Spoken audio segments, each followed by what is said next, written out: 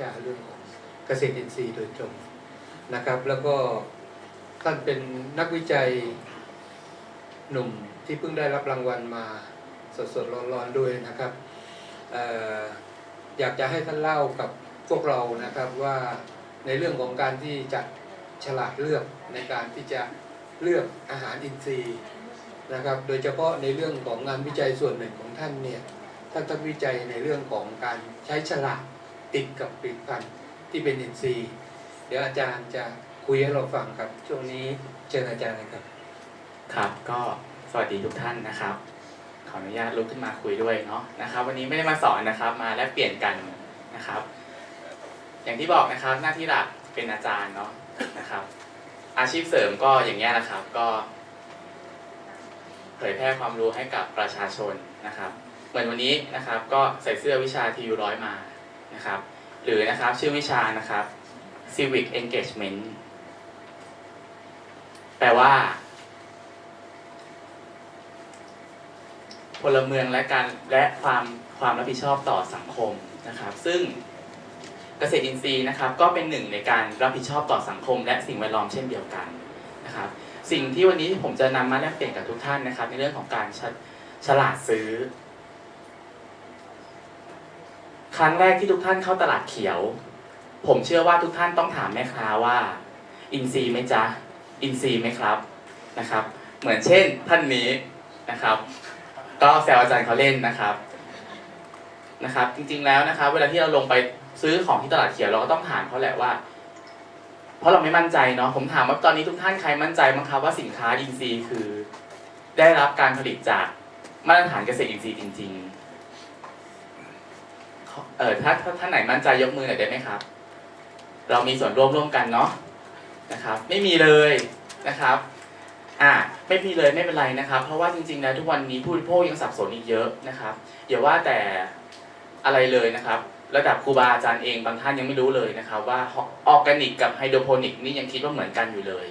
นะครับอันนี้เป็นความจริงนะครับแล้วเวลาไปห้างนะครับสารพัดเลยครับคำโฆษณาชวนเชื่อที่ทุกท่านจะได้เห็นในรูปนะครับผักออร์แกนิกเกษตรอินทรีย์นะครับวังน้ำเขียวไร้สารปลอดสารปลอดภัยต่อผู้บริโภคถูกสุดนะครับตรงนี้คำว่าถูกสุดตกลงว่ามันคืออะไรกันบ้างครับอะไรนะครับมั่วนะครับถูกต้องนะครับบนห้างอาจจะเป็นแบบนี้ก็ได้นะครับในห้างที่มีการบริหารจัดการไม่ดีนะครับเพราะว่าอะไรครับฝ่ายจัดซื้อกับฝ่ายขายคนละคนกันถ้าเราขึ้นไปบนห้างเราไปเจอผลิตภัณฑ์ที่เขียนว่าเกษตรอินทรีย์มีโลโก้หรือมีตรารับรองของมาตรฐานอะไรก็แล้วแต่อยู่เราไปถามพนักงานถามว่าอันเนี้ยได้รับรองมาตรฐานอะไรไม่รู้ครับเดี๋ยวมาผมไปถามฝ่ายขายก่อนฝ่ายซื้อก่อนอะไรอย่างเงี้ยเป็นต้นนะครับอย่าว่าแต่ที่นี่เลยต่างประเทศก็เป็นนะครับอันนี้ผมฝากโจทย์ไปแค่นี้ก่อนเนาะนะครับเดี๋ยวผมจะมาต่อว่าผมพูดถึงสไลด์นี้ทำไมนะครับอีกตลาดหนึ่งนะครับเป็นตลาดสัญจรนะครับเป็นตลาดที่สามพานริเวอร์ไซด์หรือสามพานโมเดลเนี่ยยึดเป็นคิดเป็นต้นแบบขึ้นมานะครับคือเป็นตลาดที่ให้ผู้ผลิตหรือเกษตรกรเนี่ยเจอกับผู้บริโภคโดยตรงนะครับเริ่มต้นที่ SCB Park ที่กรุงเทพนะครับพนักงานธนาคารส่วนใหญ่ก็ไม่มีเวลาจับจ่ายซื้อของนะครับตลาดสุขใจก็ได้ยกตลาดสุขใจเนี่ยมาที่ SCB Park เพื่อให้พนักงานออฟฟิศต่างๆได้จับจ่ายซื้อของที่เป็นผลิตภัณฑ์เกษตรอินทรีย์นะครับเมื่อเช้าท่านอาจารย์จินตนาพูดไปแล้วนะครับผักในท้องตลาดส่วนใหญ่ก็ปนเปื้อนอย่างนี้นะครับไม่ว่าหยิบตัวไหนมาตรวจเดี๋ยวก็เจอนะครับไม่มากก็น้อยเนาะอันนี้ให้ดูผ่านๆนะครับแล้วนะครับสังเกตว่าไม่ว่าจะเป็นตลาดสดนะครับหรือโมเดิร์นเทรดบนห้างอะไรต่างๆก็ยังคงพบสารเคมีตกค้างเหล่านี้อยู่เหมือนที่ทุกท่านเคยได้ยินข่าวเลยครับว่าแม้กระทั่งผลิตภัณฑ์หรือผักสดที่ทำมาจากเกษตรอินทรีย์นะครับก็มีการปนเปื้อนจากสารเคมีเช่นเดียวกันนะครับสิ่งเหล่านี้นะครับก็ต้องยอมรับนะว่าเป็นสิ่งที่บั่นทอนนะครับจิตใจผู้บริโภคบั่นทอนความเชื่อมั่นต่างๆของผู้บริโภคนะครับและผู้บริโภคอย่างเรานะครับผมเองก็เป็นหนึ่งในผู้บริโภคเหมือนกัน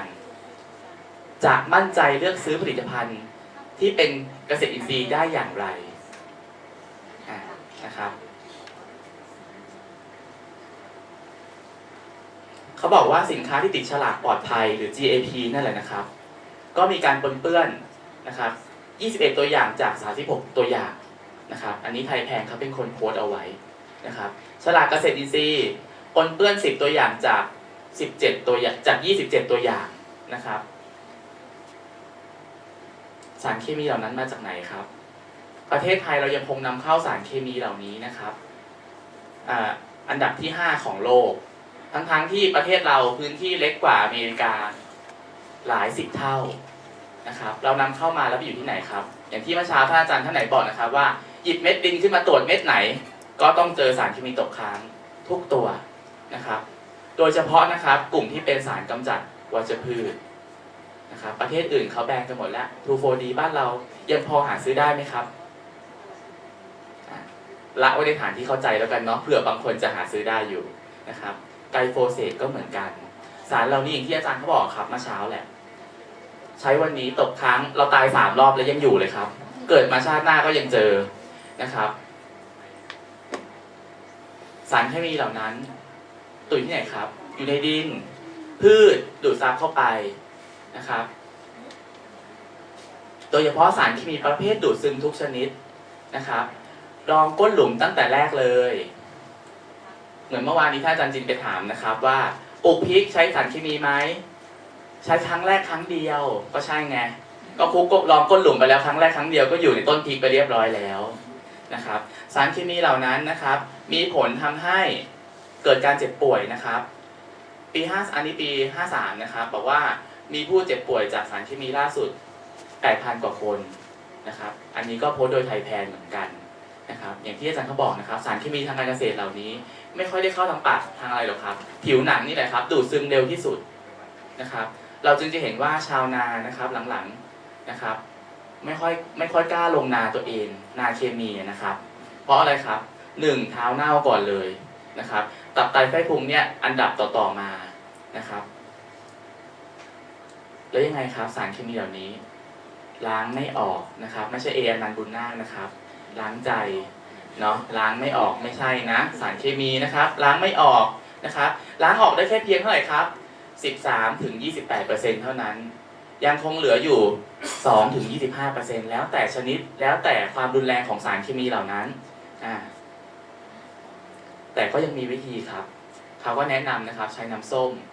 สายชูนะครับไม่ใช่น้ำส้มคั้นนะครับน้ำส้มคั้นเนี่ยตัวดีเนาะนะครับแหล่งรวบรวมไว้เหมือนกันนะครับก็ใช้น้ำส้มสายชูนะครับก็ยังจะพอที่จะลดล้างหรือเบาบางสารเคมีเหล่านั้นได้แล้วก็หลักการนะครับในการล้างสารเคมีอีกอย่างหนึ่งคือนะครับเราคิดว่าแช่นานๆเนี่ยมันดีใช่ไหมครับทุกท่านแช่นานๆไหมครับแช่นานเนาะนะครับแต่พอถึงจุดหนึ่งที่สารเคมีมันซึมออกผ่านเซลล์พืชออกมาแล้วมาอยู่ในน้ำล้างที่เราแช่อยู่มันก็ดูดกลับเข้าไปใหม่ครับถ้าเรายิ่งแช่นานขึ้นนะครับจริงๆแล้วเราควรล้างน้ำไหลนะครับเขาวิจัยมาแล้ว 5-15 นาทีแต่ใครจะบ้าล้างถึง15 นาทีถูกไหมครับค่าน้ำคงหลายบาทเนาะต่อเดือนเนาะครับเพราะฉะนั้นถ้าเราไม่อยากเสียค่าน้ำเราก็ไปเสียสตางค์ซื้อผักอินทรีย์ทานกันดีกว่านะครับเดี๋ยวเรามาดูว่าจะไปเลือกที่ไหนดีเนาะนะครับมาดูระบบการผลิตอาหารบ้านเราส่วนใหญ่เกษตรกรเป็นพันธสัญญานะครับจากนั้นนะครับเป็นที่ดินเช่าสารเคมีเมื่อกี้นี้อันดับ5ของโลกเนาะนะครับแล้วก็ไปขายที่ไหนครับ convenience store สะดวกซื้อต่างๆนะครับอันนี้คือวัฏจักรของพวกเราเนาะ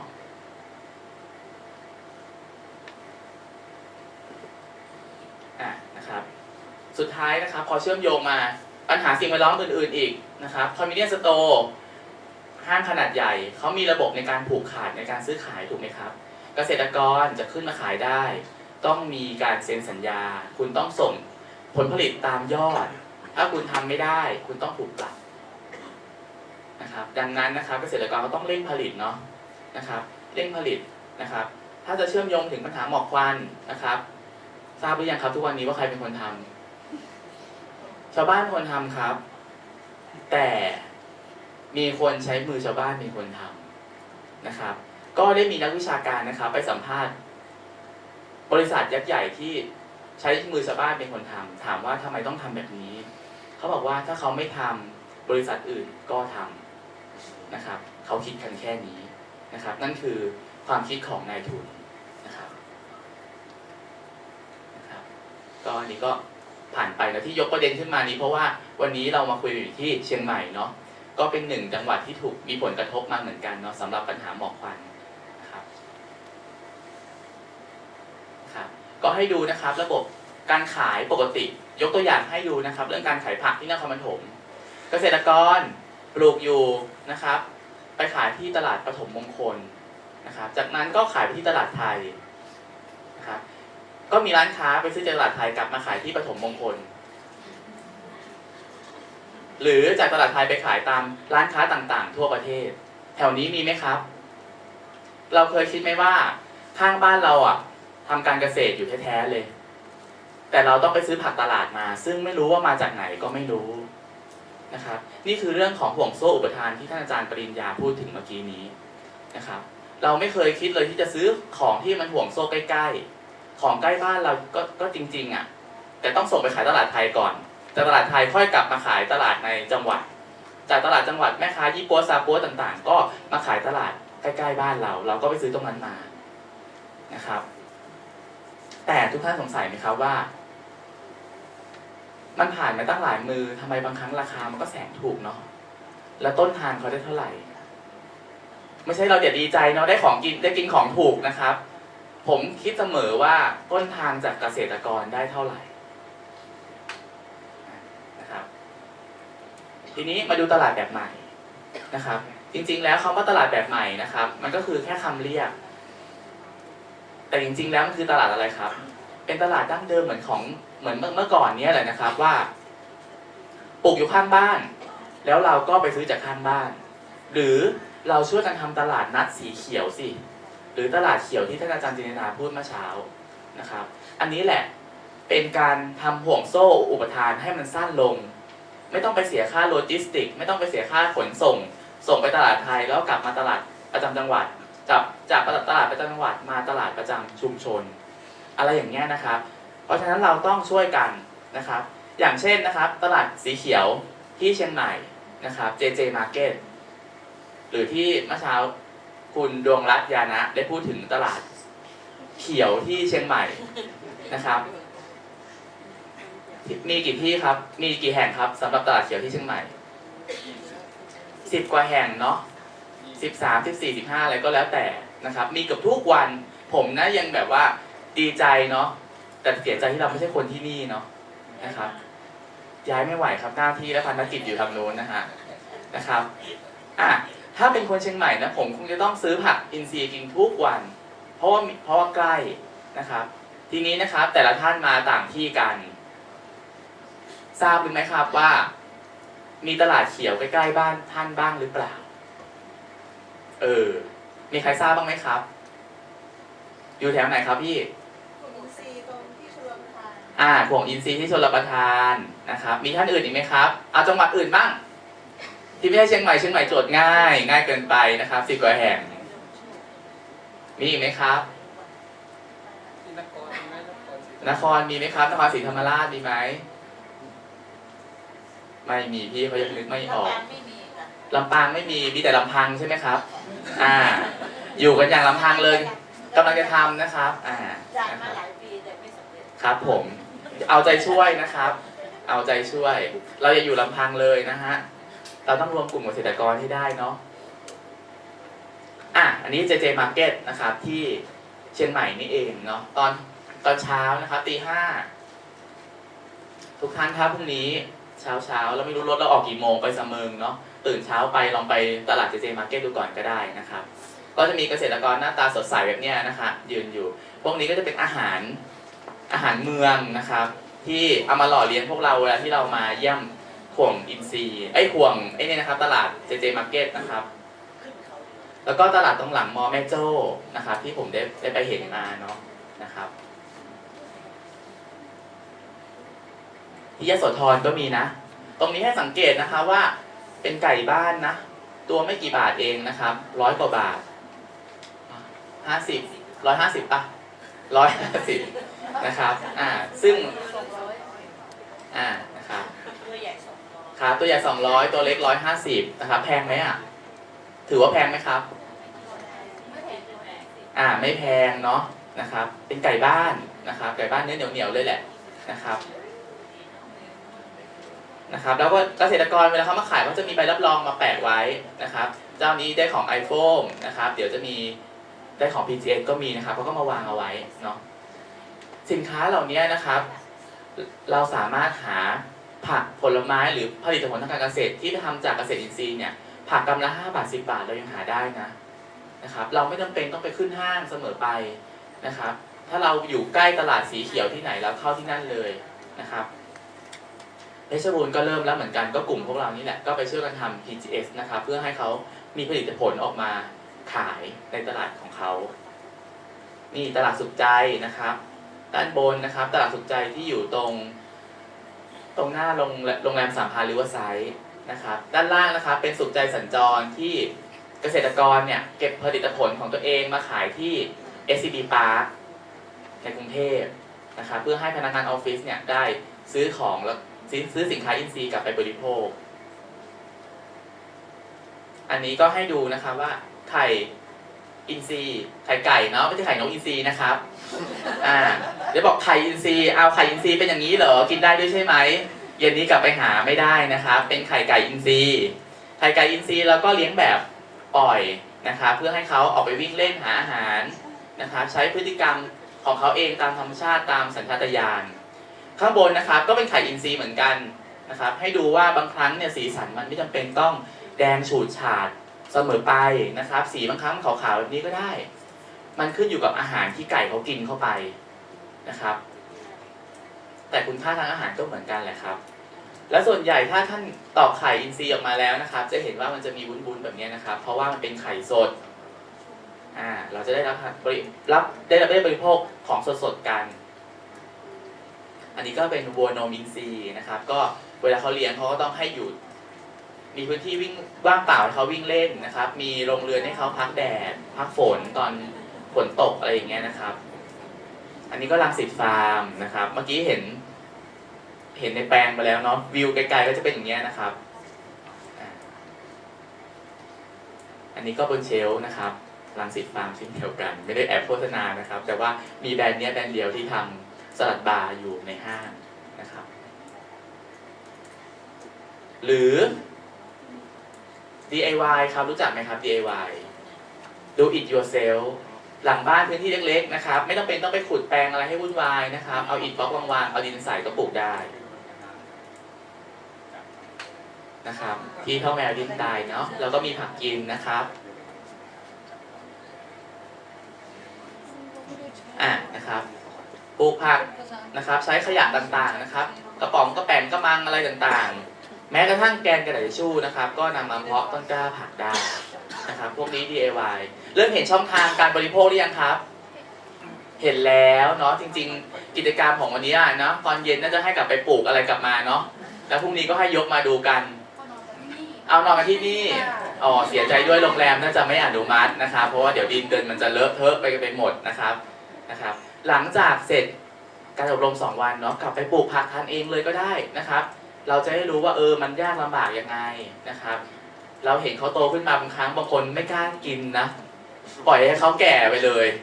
นะครับทีนี้นอกจากปลูกผักกินเองแล้วถ้าเราไปเดินห้างล่ะไม่ว่าจะเป็นผลิตภัณฑ์แปรรูปผลิตภัณฑ์ของสดเลือกถูกไหมครับถามจริงๆครับเลือกถูกไหมครับเลือกถูกใจ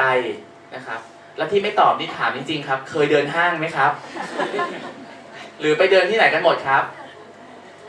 เดินห้างแต่ว่าช้อปปิ้งเสื้อผ้ากันมากกว่าเนาะเสื้อผ้าหน้าผมเครื่องสำอางแบรนด์ดังๆอะไรอย่างนี้มาดูสินค้าอินทรีย์บ้างดูแลสุขภาพกันบ้างนะครับถ้าเราจะเลือกนะครับเลือกบริโภคนะครับก็บนห้างส่วนใหญ่ต้องมีโลโก้หรือมีตราสัญลักษณ์รับรองที่เป็นมาตรฐานเกษตรอินทรีย์อยู่แล้วนะครับไม่ว่าจะเป็นออร์แกนิกไทยแลนด์นะครับออร์แกนิกไทยแลนด์นี่ของประเทศอะไรของประเทศไทยเนาะผมก็ตกภาษาอังกฤษไปนิดนึงนะครับ อันนี้ไกลๆพอเห็นไหมครับ USDA ประเทศอะไรครับสหรัฐอเมริกาแสดงว่าเคยเห็นนี่นาไม่มีแบบนี้เลยเหรอ ลำปางป้ามันมี อ๋อลำปางมีห้างกี่ห้างครับ หลายภาค จริงเหรอครับ ใช่ท็อปก็มี อ่ะ ซีโลตัสแมคโครมี โอเคนะครับ ส่วนใหญ่บอกเลยก็ได้มันจะส่วนใหญ่จะอยู่บนท็อปนะครับโลตัสมีบ้างเล็กน้อยนะครับไม่ค่อยสังเกต เพราะฉะนั้นนะครับเราเป็นผู้บริโภคกับสินค้าเกษตรอินทรีย์ต้องหัดสังเกต ไม่ใช่สังเกตไม่ค่อยเห็น สังเกตไม่ค่อยเห็น ป้าว่าเขาน้อยมาก เห็นน้อยมาก จริงครับ ผมไปเดินมาทั่วลำปางแล้ว ไม่มีเลย ใช่อาจจะไปแล้วมันแพงแล้วคนไม่ซื้อก็ได้ นะครับอาจจะ แยสกียังเจ๊งเลย1 ปี ครับผม กลับไปแล้ว ครับ อาจจะเป็นไปได้เนาะเพราะว่าเขาต้องดูตลาดกลุ่มลูกค้าด้วยนะครับการวางสินค้าพวกนี้นะครับวางดูกลุ่มลูกค้าเสร็จต้องดูกลุ่มผู้ผลิตด้วยนะครับถ้าห่างไกลผู้ผลิตเขาก็จะไม่เอามาวางไว้เพราะว่า1ค่าโลจิสติกหรือค่าขนส่งมันแพงไม่คุ้มนะครับถ้าแบบนี้ล่ะได้ไหม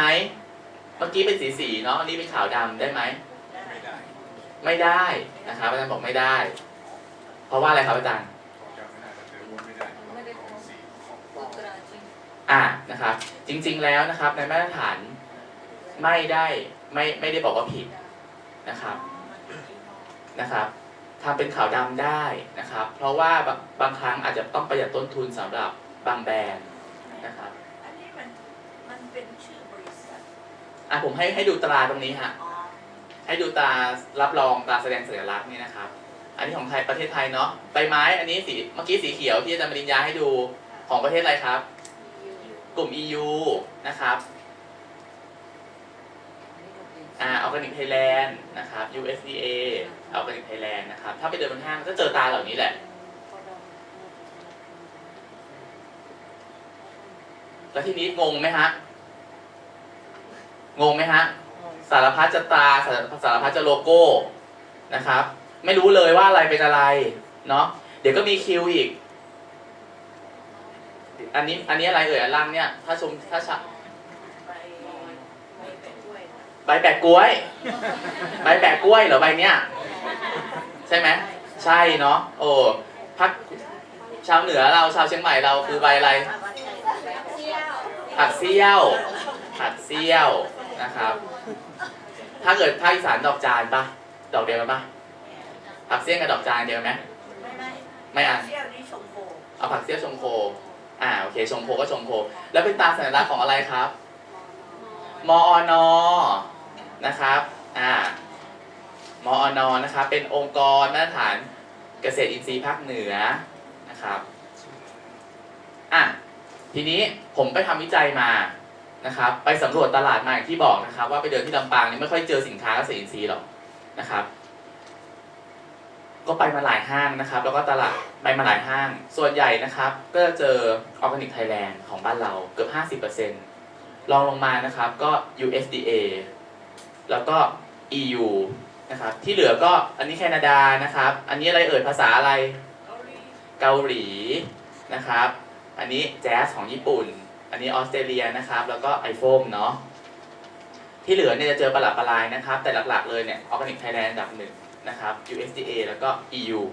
นะครับผมไปสำรวจทำไมบ้าหรือเปล่าว่างงานใช่ไหมหางานทำใช่นะครับแล้วมันคืองานอะไรครับมันคืองานอะไรงานสำรวจวิจัยรู้แล้วครับวิจัยผมคงไม่ไปเดินนับเลขเล่นๆหรอกพี่เขาทายมาว่าตลาดแปรรูปจะไปที่ USDA ก็ใช่นะครับแต่ว่าเป้าหมายของงานนี้ไม่ใช่แบบนั้นนะครับผมไปดูว่าการที่เขาติดโลโก้พวกนี้เขาติดถูกต้องหรือเขาติดไม่ถูกต้อง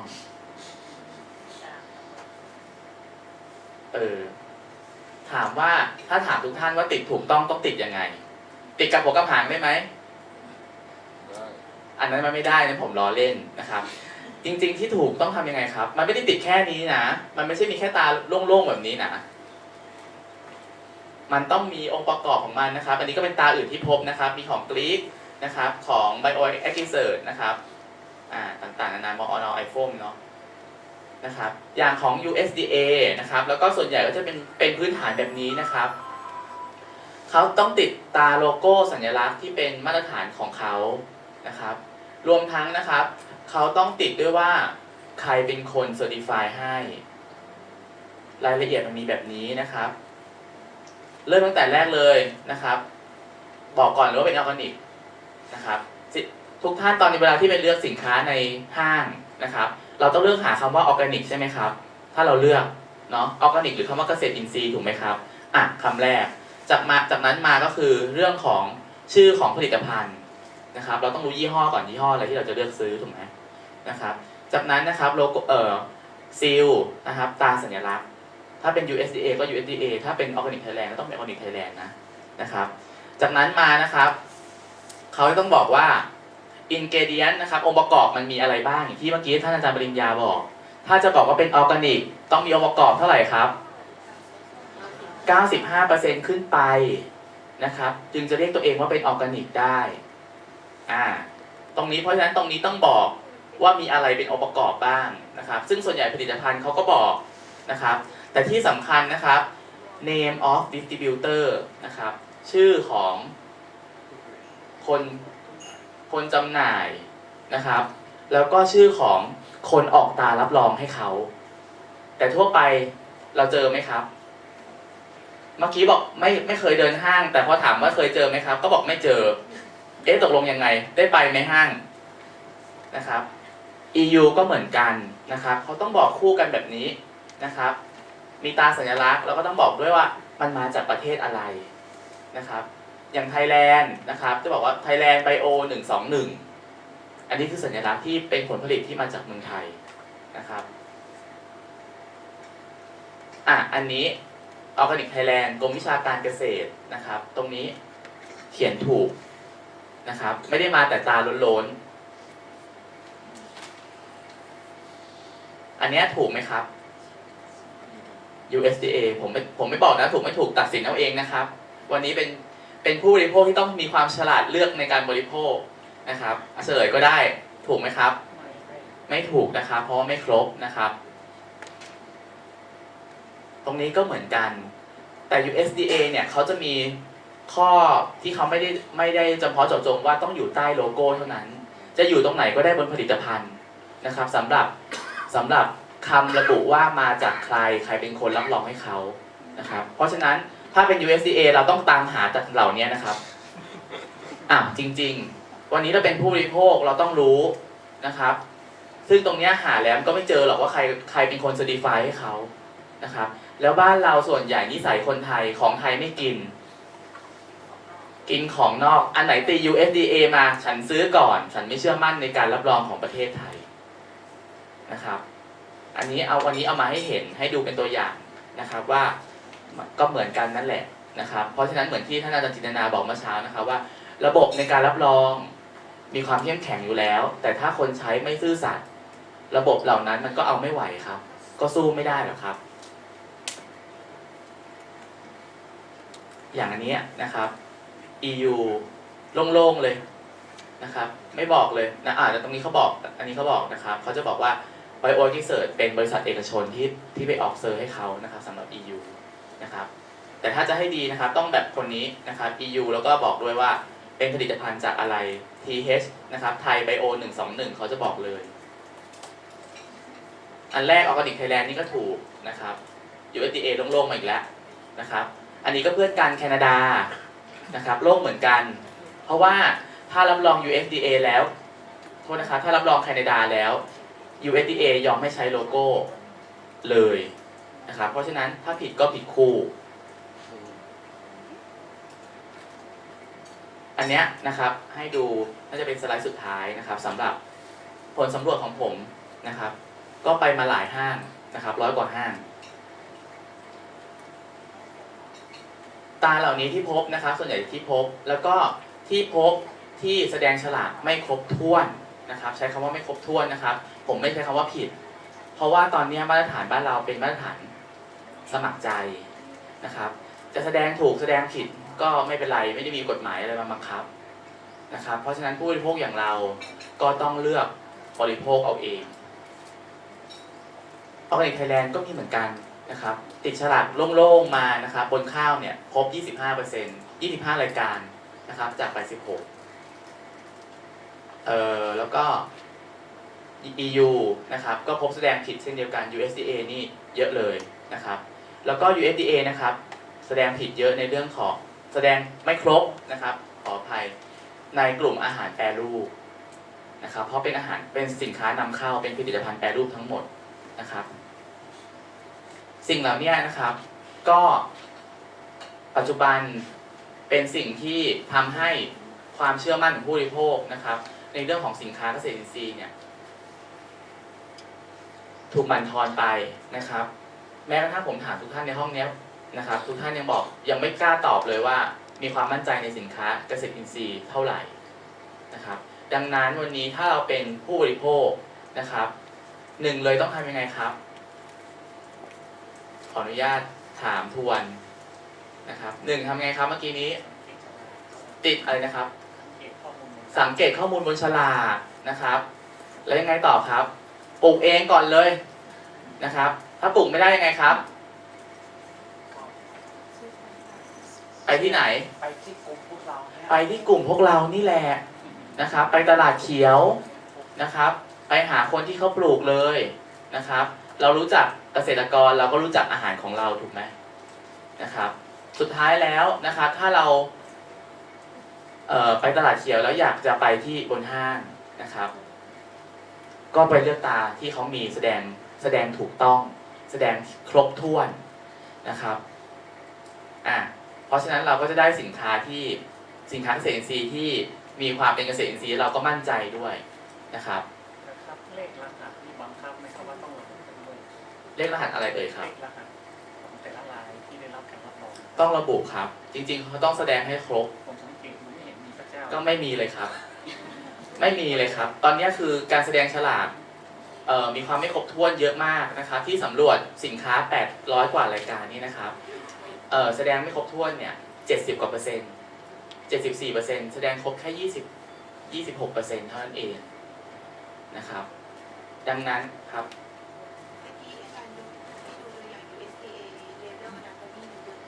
ใช่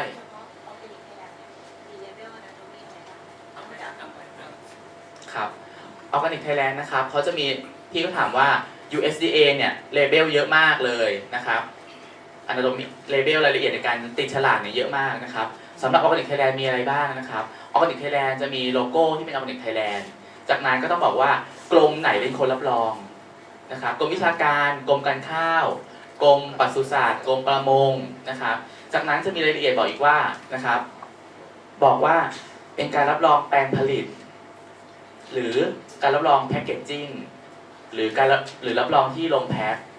นะครับต่างๆมันจะมีรายละเอียดของมันบอกอีกนะครับอย่างเช่นกรมวิชาการอย่างเนี้ยนะครับTASPA เนี่ยแพคเกจจิ้งนะครับอย่างเนี้ยเขาจะบอกว่าใช่ครับเขาจะบอกไปอีกว่ารับรองที่ลงแพ็คหรือรับรองที่แปลงผลิต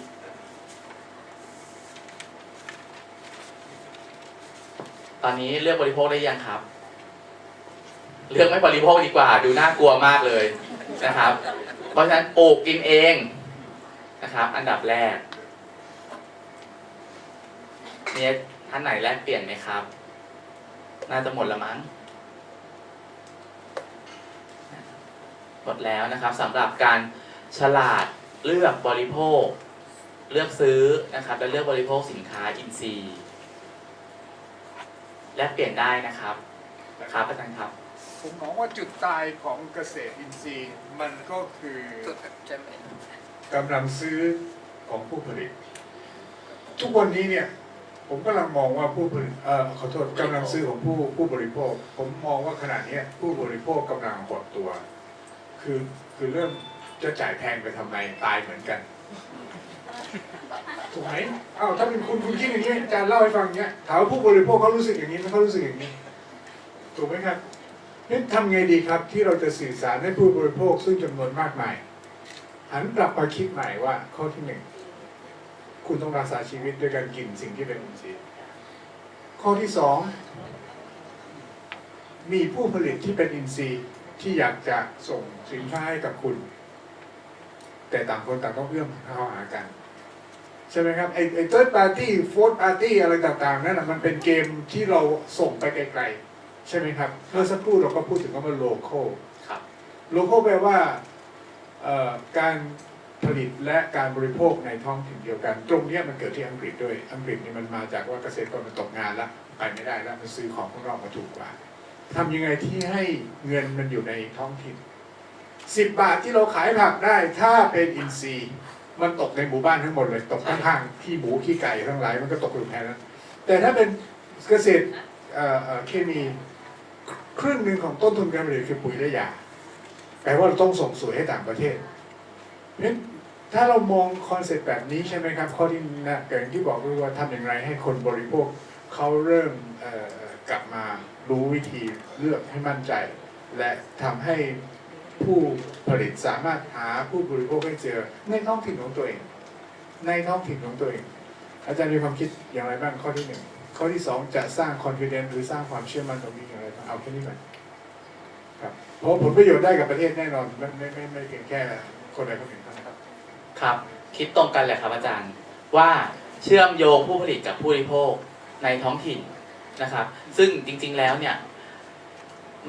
ต้องบอกนะครับว่าเกษตรอินทรีย์ไม่ได้ทำได้ทุกที่นะครับแล้วก็การเชื่อมโยงในแต่ละพื้นที่เนี่ยมันก็มีบทที่แตกต่างกันนะครับผมมองว่าในเชียงใหม่ในเขตภาคเหนือเนี่ยการเชื่อมโยงค่อนข้างได้เปรียบ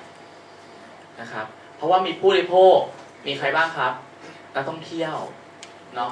คนท้องถิ่นนะครับผมว่าชาวเชียงใหม่นี่แหละต้องช่วยกันนะครับทำแคมเปญอะไรก็ได้ให้เขาบินมากินอินทรีย์บ้านเราไม่ต้องส่งไปขายเขาเอา PGS นี่แหละเข้าไปทำนะครับทำให้เกิดเครือข่ายที่เข้มแข็ง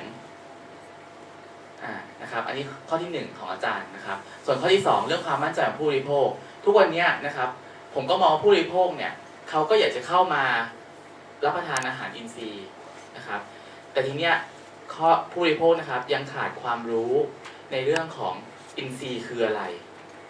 อินทรีย์ดียังไงนะครับเขาก็จะคิดเหมือนอาจารย์เนี่ยครับว่า